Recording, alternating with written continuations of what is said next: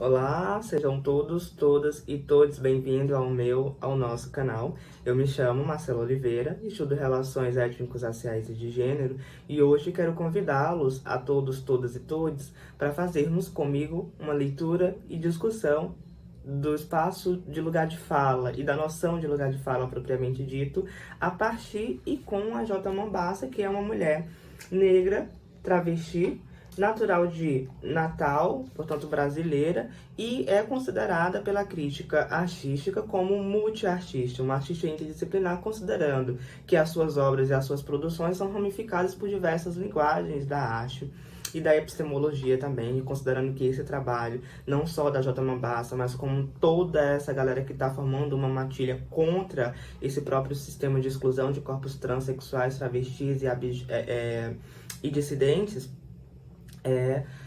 são também trabalhos que ao mesmo tempo são artísticos e também são políticos e epistemológicos.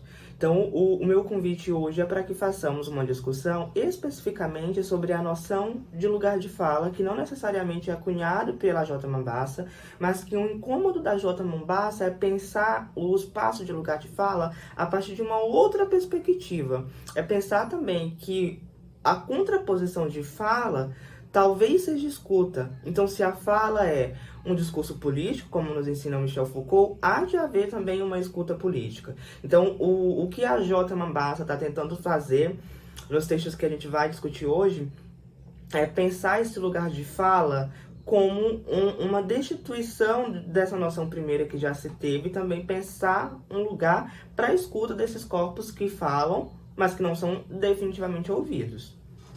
Então, a J. Mombassa, o que vai fazer nos textos que a gente vai discutir é pensar de uma outra forma essa noção de lugar de fala que não necessariamente é cunhado por ela mesma. O lugar de fala é um conceito que vem sendo discutido nos estudos feministas, sobretudo, nos estudos pós-coloniais, e que trata-se, obviamente, de um lugar de poder, de enunciação, de formas de inscrição de corpos e de enunciados, num determinado momento, numa determinada cultura, por determinadas identidades.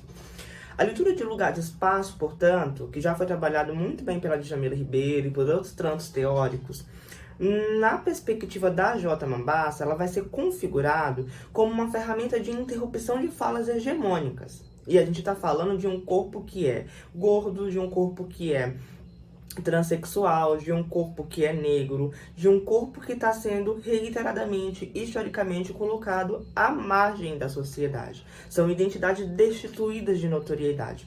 Então, inevitavelmente, essas condições, essa escrita que se dá também pelo corpo e é atravessada por ele, também vai se perfilar e conduzir a própria interpretação da J. Mombassa sobre esse espaço de fala. Então, o que a Jota vai trazer pra gente de perspectiva é talvez não mais fazer a pergunta que a Spivak ela vai colocar no pódio subalterno falar. Porque falar é a proliferações de sons, né, no sentido mais literal. E mesmo que a gente tenha uma resposta negativa no livro da Spivak, esse sujeito, ele fala, ele consegue fazer proliferações de sons.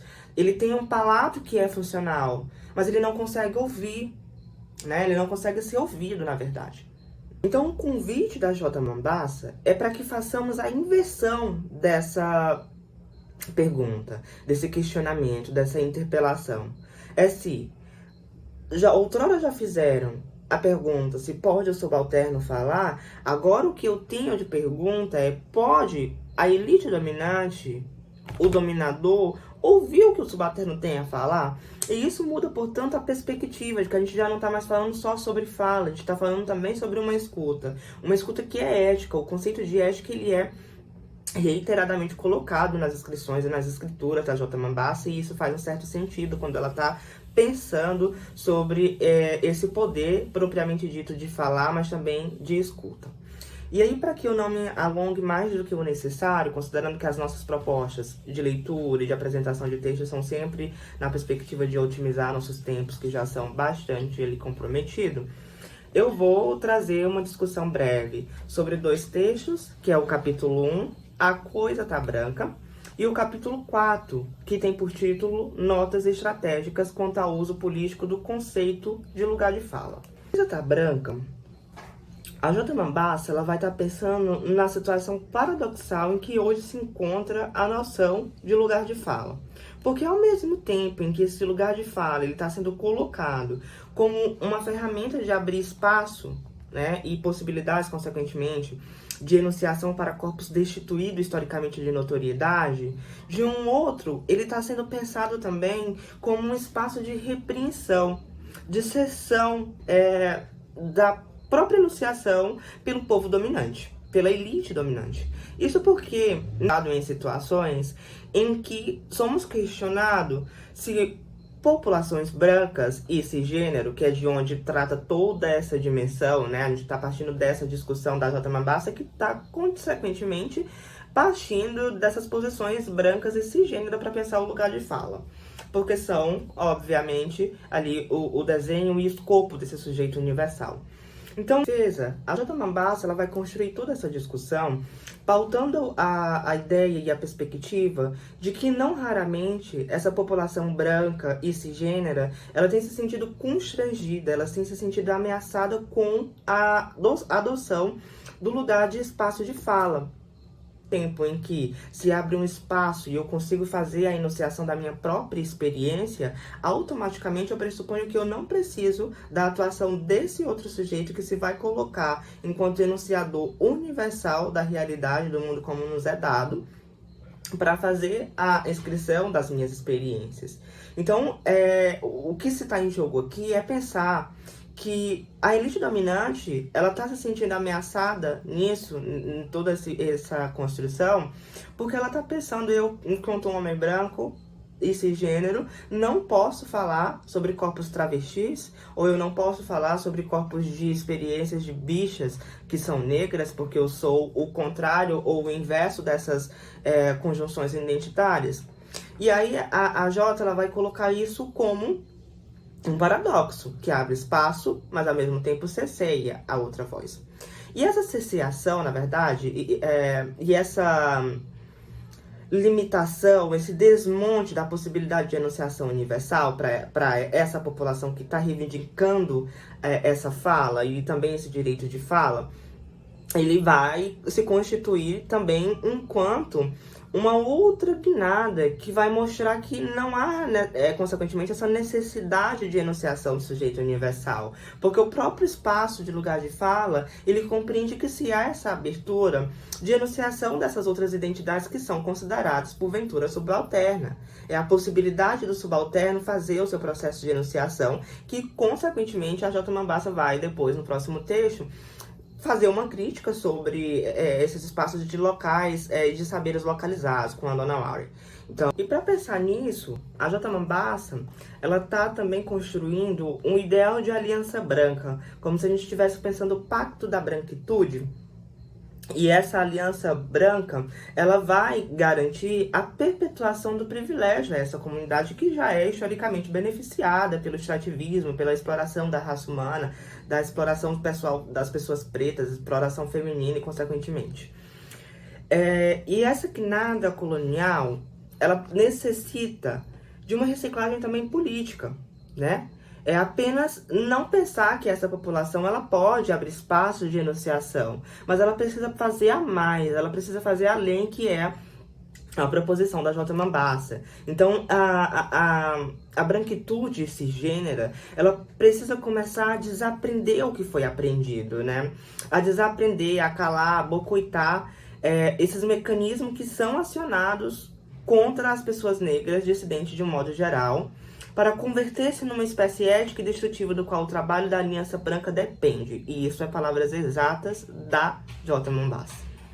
Por outra perspectiva, o que ela tem trazido pra gente é que, se foi ensinado historicamente que a branquitude precisa gozar dos benefícios que nós, enquanto pessoas abjetas, que nós, pessoas, enquanto sujeitadas a margens, trazemos para esse dominador, porque de um outro lado nós somos as pessoas dominadas, essa elite ela precisa parar de querer falar sobre um outro corpo e desaprender o que ela sabe sobre nós mesmos, de modo que nos deixe falar também sobre as nossas experiências, de modo que eles também façam o processo de negação dos seus privilégios. Isso porque essa branquitude cisgênera que está sendo configurada e lida como o dominador, o sujeito universal, ele se versa sobre a possibilidade de dar voz a um sujeito que é marginalizado. E na medida em que essa população se coloca nesse patamar de dar voz a sujeitos brancos, a gente vai perpetuando essa prática e fazendo a aceitação dessa prática de modo que há sempre um trabalho a ser realizado pela branquitude, que não necessariamente é o trabalho que deveria ser realizado, né? Então vejam, a lógica da Jota é pensar que, ao mesmo tempo que eles dão visibilidade, dão espaço e dão voz a sujeitos posicionados na marginalidade, isso vai causar uma certa ansiedade, que também o Frantz Fanon já trouxe pra gente, né? Essa ansiedade de perder o mundo, essa ansiedade pelo medo que ocasiona de perder os meus espaços de privilégio. Então essa aliança branca, ela precisa ao mesmo tempo trabalhar em um trabalho cooperativo, né, e coletivo e quase incansável de, na medida em que eu dou voz a esse sujeito, uma voz parcial, porque eu não dou escuta, como a Jota vai ali depois discutir, eu tenho que cessear esse espaço de voz porque eu preciso manter os meus espaços de privilégio. Então é uma faca de dois gumes que ao mesmo tempo elas te dão alguma coisa, mas elas te tomam tudo que foi dado antes. Então a hipótese de perder o mundo, ela causa essa ansiedade profunda na branquitude e por isso há sempre essa necessidade de dominação, né? Essa necessidade de não te deixar ir à frente, de não te deixar avançar simplesmente pela a perspectiva e o medo de ser ali desbancado de seus privilégios. A discussão da J. Mombassa em A Coisa Tá Branca é pensar que enquanto esse discurso ele foi enunciado pela elite dominante, esse sujeito universal que não dá conta de fazer agenciamento de pautas de corpos sujeitados à marginalidade, vai estar sendo feitas inscrições equivocadas sobre esses corpos. Porque enquanto a branquitude vai se inscrever enquanto sujeito dominador, o sujeito de capacidade intelectual, o sujeito de direito e de deveres, as pessoas negras, por outro lado, as pessoas travestis que vão fugir, e outros de qualquer identidade que vão fugir dessa norma sexo e gênero, ou dos binarismos que a gramática do mundo ocidental nos apresenta, vai ser sempre escrito como sujeito a ser explorado, o sujeito que ele é animalizado, e enfim. Então é preciso esse espaço de lugar de fala fazer reposicionamentos de corpos, que depois a J. Mombassa vai pensar sobre isso, consequentemente, no texto das notas estratégicas quanto ao uso político do conceito de lugar de fala. Em notas estratégicas quanto ao uso político do conceito de lugar de fala, o que a J. Mombassa está realizando aqui é uma análise sobre o lugar de fala a partir dessas investiduras teóricas primeiras, rudimentares, que foi colocado no texto A Coisa Tá Branca. Então, a J. Mombassa vai partir, lá logo na nota 1, desse referencial que a gente já discutiu anteriormente, sobre essa lógica paradoxal que, ao mesmo tempo, esse lugar de fala vai abrir a possibilidade de enunciação de outros sujeitos historicamente perseguidos, mas vai cercear a voz, vai desautorizar a voz dessa elite dominante, desse sujeito que vai se colocar como universal. O que a Jota ela traz para essa discussão, nesse primeiro momento, é pensar que, na verdade, não é o ativismo do lugar de fala quem vai cercear a elite dominante. Existe um mecanismo, inclusive, que se posiciona anteriormente ao ativismo do lugar de fala, que vai se colocar como o mecanismo regulador dessas vozes, que é, inclusive, o regime de autorização discursiva. Existe esse regime de autorização discursiva que vai preconizar quem deve falar e o que deve ser falado. O lugar de fala está posicionado contrariamente a essa ideia, a essa perspectiva. Então, o posicionamento da Jota, em resposta a essas dessas questões que são levantadas, dessas interpelações projetadas pela branquitude cisgênera, é pensar que não é o ativismo do lugar de fala quem está cesseando a voz. É, automaticamente, esse sistema regulamentador, esse dispositivo, esses regimes de autorização discursiva. E é exatamente esse regime de autorização discursiva que, nas palavras da J. Mambassa, vai convidar homens brancos, por exemplo, a pensarem antes de sua enunciação em determinados espaços sobre determinados corpos, sobre determinadas realidades. Então ela coloca aqui, na página 85. Os regimes de autorização discursiva estão instituídos contra esses ativismos, de modo que o gesto político de convidar um homem cis euro-branco a calar-se para pensar melhor antes de falar introduz na realidade uma ruptura ao regime de autorização vigente. Então está operando, de um lado, os regimes de autorização discursiva e de um outro os ativismos de fala, que tem esse processo de redistribuição de violência. E isso é o máximo para mim. Né? Porque a Jota, ela está pensando também nesse espaço como também um espaço de distribuição de violência e necessariamente tem que ser pensado assim, porque na medida em que eu nego a fala a um sujeito, eu projeto violência sobre esse corpo, eu produzo violência sobre essa comunidade, eu delibero violência, eu delibero assujeitamento e recusa e repulsa também a essa identidade, a esse grupo social, a essa determinada pessoa. Então, o conceito de lugar de fala, ele automaticamente vai se configurar como uma interrupção de falas hegemônicas nesse sentido, né? Então, é justamente a operação dessa noção do lugar de fala que vai trazer essa perspectiva de não somos sujeitos universais e precisamos de locus de enunciação, precisamos de espaço para que nós mesmos façamos as nossas enunciações a partir de nossas próprias experiências e rejeitamos esse sujeito que vai se colocar enquanto sujeito universal. Na segunda nota, o que a Jota ela vai trazer é também uma situação paradoxal em que vive essa comunidade branca e europeia e cisgênero. Por quê? A discussão já não é mais sobre quem pode falar, mas como pode falar. E ao mesmo tempo, essa comunidade ela vai viver dilemas que são dissidentes, porque enquanto elas não podem falar a partir de pessoas brancas e cisgêneras, e isso tentando uma projeção discursiva sobre outras realidades, elas também não vão poder falar como pessoas transexuais e outras dissidências sexuais e de gênero.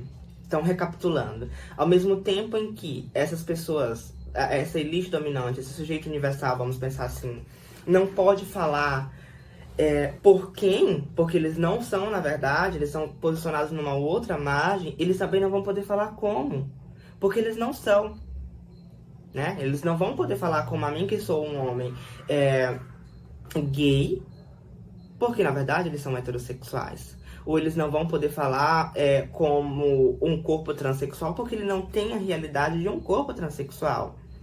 Então, o que se coloca aqui é esse paradoxo, né? E o perigo de se aceitar essa condição é de que se pode cair nas armadilhas fáceis que se tem esse espaço de enunciação, né? Porque são corpos que desconhecem o catlacismo e o ostracismo também projetado por todo esse sistema de dominação. Então, se é desconhecido para si, não tem como se falar sobre essa identidade, não tem como se falar sobre essa experiência. E por isso que esse espaço, ele é paradoxal para essas pessoas. E ao mesmo tempo, essas pessoas não podem falar como, porque elas vão necessariamente precisar reconhecer os seus privilégios. E a forma como seus privilégios nos é dado também possibilita a leitura das nossas realidades, de pessoas destituídas desse próprio privilégio que é dado a esse sujeito universal. A terceira nota sobre o lugar de fala, segundo a J. Mambassa, ela vai estar pensando a partir de uma crítica pós-identitária, né? A gente vai ter ali toda uma discussão sobre as identidades, a gente vai entender que as identidades elas são mutáveis, elas estão em constante processo de construção, Então, o que se é hoje pode não ser amanhã. Então, esse fluxo, ele é ali maleável, ele dissolve e se constrói novamente. Então, como que a gente está falando de espaços de fala, se esses espaços eles não podem ser colocados como fixos? Porque as identidades elas também não são fixas. Então essa é a crítica que se dá ao espaço de lugar de fala. E em resposta, a J. Mambassa nos está fazendo um convite para pensar que é melhor para se discutir, e na verdade não é melhor, na verdade faz mais sentido e é mais coerente a gente pensar o espaço de lugar de fala a partir de posições, porque posições não pressupõem uma guinada fixa. A própria enunciação de posições já pressupõe ali a deliberação de um corpo ou de outro, as posições primeira, segunda e terceira que podem ser modificadas e assim sucessivamente. Então esse conceito de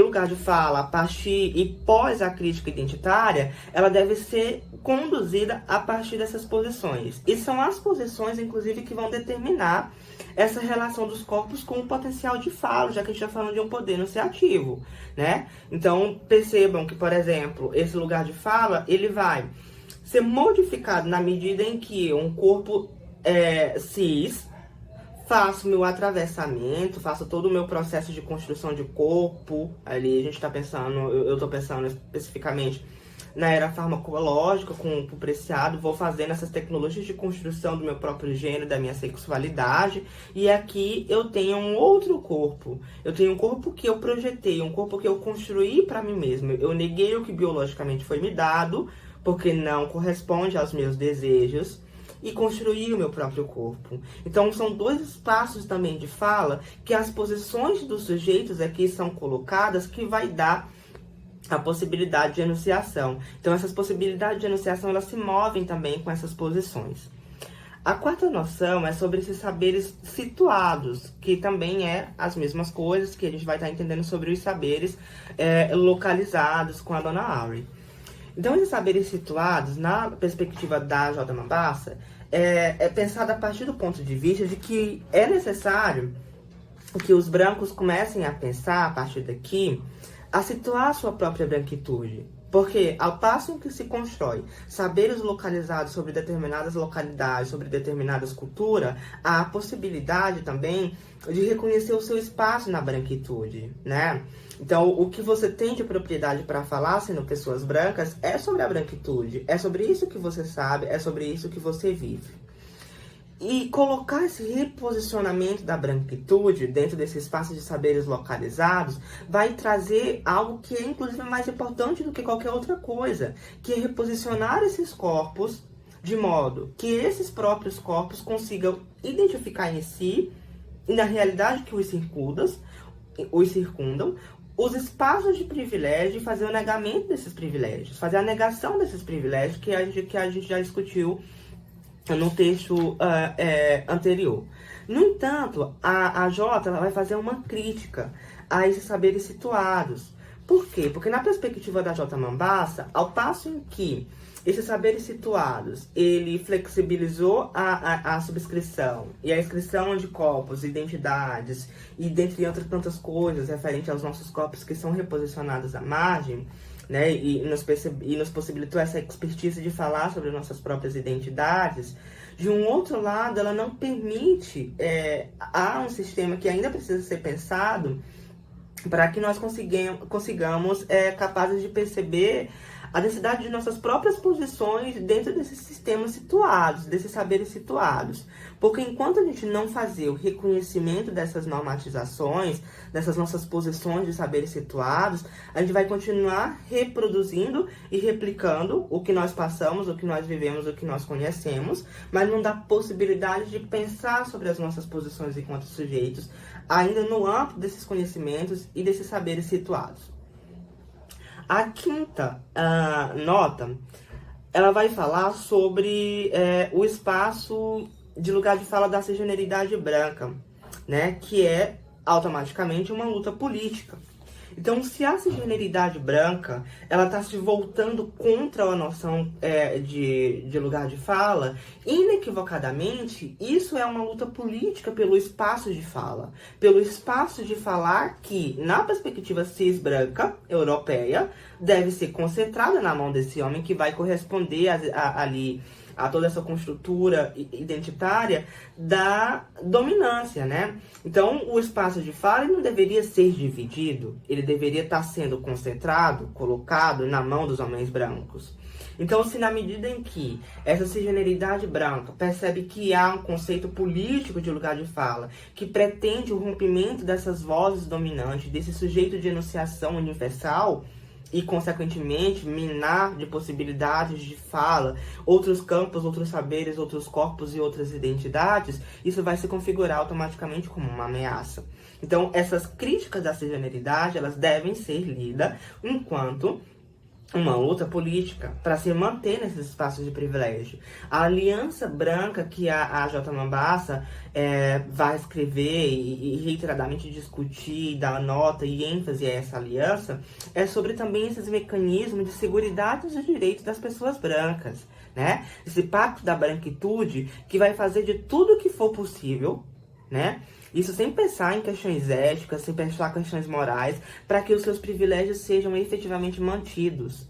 Então, para que se tenha um espaço de fala, essa voz, essa enunciação concentrada na mão dos homens brancos, inegavelmente é necessário fazer esse processo de destituição. E esse processo de destituição faz com embate, por isso a Jota faz essa leitura de que é, inegavelmente, uma luta política, enquanto pessoas brancas estão desse lado e outras pessoas dissidentes de sexo e gênero e sexualidade estão reposicionadas aqui desse outro lado. E aí, em resposta a todas essas construções que foi enunciada sobre a crítica do conceito de lugar de fala, a J. Mambassa ela vai estar pensando também que, na verdade, pensar politicamente o espaço de fala é pensar em redistribuição de violência. Lá no texto A Coisa Tá Branca, quando a J. Mambassa ela vai escrever e pensar sobre como que esses corpos, objetos, eles são escritos na arte, através de uma outra guinada e de uma inscrição que vai se manter sempre ali numa mesma frequência, numa mesma cadência e presa tematicamente a uma única só pauta, que é a leitura sobre a violência, sobre a objetificação, enfim, desses corpos, ela vai estar pensando também que esses espaços de produção de violências, eles são desiguais para pessoas brancas em relação às pessoas negras, e isso, inegavelmente, isso é o que a gente aprende desde sempre. Então, se esse processo, se o mundo que nos foi construído, ele é dado a partir desse processo de construção de violência, e o mundo se constrói efetivamente assim, o que a Jota está fazendo é pensar que a noção de fala é também um processo de produção de violência e de redistribuição, melhor dizendo, na palavra da J. Mambassa, de violência contra esses corpos, né? Então a gente vai deixar as violências iguais, esse processo de distribuição de violência igual, e ao tempo em que essa branquitude violenta corpos como os meus e os meus pares agora têm essa possibilidade de fazer esse processo também de violação, né? E essa violência ética que a gente está pensando, né? Essa violência de tomada de espaço efetivamente. Então, o que a Jota vem trazendo é exatamente pensar que esse espaço político do lugar de fala, ele é um ponto de redistribuição de violência. E só para concluir, eu vou me permitir a leitura do último parágrafo para a gente fechar essas 6 notas sobre o espaço político e o uso do conceito político de lugar de fala. Com isso, quero dizer que o ativismo do lugar de fala estão operando em um movimento denso de redistribuição de violência. O que significa que, ao marcar o não marcado, estamos fazendo com que o modo como a violência foi socialmente distribuída seja bagunçado, projetando sobre as posições até então isentas dessas marcas e, portanto, desigualmente inscrita, como parte privilegiada do mundo como conhecemos. A responsabilidade de confrontar a violência que dá, na forma, o seu conforto ontológico. Então, o processo de violência que a J. Mambassa está discutindo aqui é efetivamente essa bagunça de inscrição, como nossos corpos são colocados na história, né? Esse processo de causar violência contra a história enquanto instituição, contra a história enquanto matéria de conservação propriamente dita, de tudo que foi passado, desses rastros da humanidade, e fazer processo de inscrições outras, mesmo que isso gere violência, essa violência ética, essa violência política, essa violência epistemológica e ontológica. Então, é esse o que eu tenho de discussão para a gente fazer nesse momento. Eu pretendi ser o mais sucinto que eu consegui ser, e isso é também um treino, não sei se efetivamente eu consegui, mas é isso. Eu agradeço a todos, a todas e a todos, e até o próximo texto. Tchau, tchau.